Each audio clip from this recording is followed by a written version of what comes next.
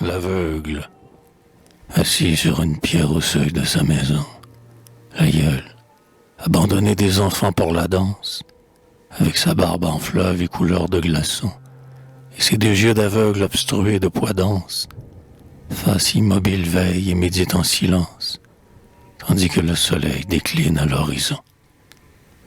La rumeur de la grange des fermes s'étue, mais dans l'air un écho joyeux sonne du bal, qu'au loin mane sur l'herbe un orchestre rural, et l'aïeul, dans son clos, ceint d'ombre verte et drue, semble sceller la paix du soir dominical, de son geste immobile et muet de statue. Tel, il médite assis parmi l'exhalaison de miel qu'on les tilleuls. Tel, dans le soir où fument les temps de la prairie en écharpe de brume, il rêve sous le toit léger des frondaisons, mais sans voir quelle fête à l'Occident s'allume, ni quel reflet de joie endort les pignons.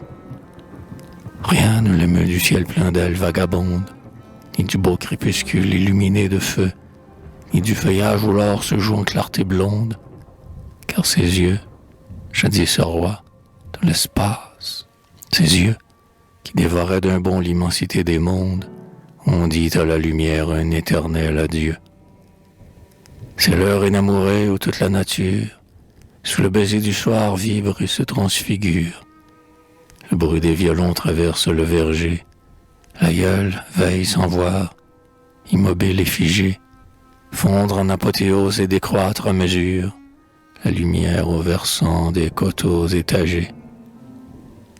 La musique du bal voltige et, par bouffées, lui vient sans l'éveiller de sa lourde torpeur. Peut-être qu'il épie aux cendres de son cœur, s'il ne va pas renaître une flamme étouffée par un exploit renouvelé du temps d'Orphée, qui redressait les morts de son archet vainqueur. Partout la vie éclate et la sève fermente. L'aïeul rêve immobile au seuil de sa maison. Quelle obscure pensée en secret le tourmente. Sent-il dans la soirée aux longues pâmoisons tout ce qui naît d'ivresse et d'extase fervente au monde et ce qui s'en délivre de frissons? Qu'il appuie à ses mains sa tête appesantie, lui qui ne sait plus rien des choses de l'azur, lui qui ne peut plus lire, en reflet sur le mur, le message sacré, l'hymne éclatant de vie, que du haut empiré, éblouissant et pur, un Dieu jette en passant la terre éblouie. Est-ce la douleur d'être abandonné des siens, qui le ronge ou l'ennui pesant des heures vides? Trouve le fait, exilé des clos musiciens, et des banquets où siègent en roi l'effroi des rides. Des rides. Elle entend déjà le styx fétide, et le goût que l'humus donne aux eaux qu'il détient. Est-ce le noir regret qui le crispe, farouche, de sa force virile, de ses yeux vivants, ces nuits de folie au spasme énervant, quand, parmi les parfums qui se levaient des souches, ivre, avec des baisers et des chants plein la bouche, il jetait sa jeunesse insouciante au vent. Est-ce déjà la faux de la mort qui voit luire, et son pas qui l'écoute approcher dans la nuit, dans cette odeur voisine et tenace du buis, tandis que la musique au loin mène son bruit?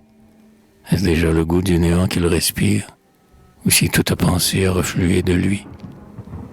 S'il végète et n'a plus que la vie animale, du bétail qui digère les tables repues, du bétail accroupi, d'une dent machinale, broyant l'herbe, à l'abri d'un feuillage touffu, dans la prairie en proie à la flamme estivale, quand l'air vibre, à midi, d'un ronflement têtu. On ne sait, et tandis que sa morne effigie, par degrés dans la nuit du feuillage amassé, se rembrume et s'efface et que le jour baissé, de la gamme du rose épuise l'harmonie.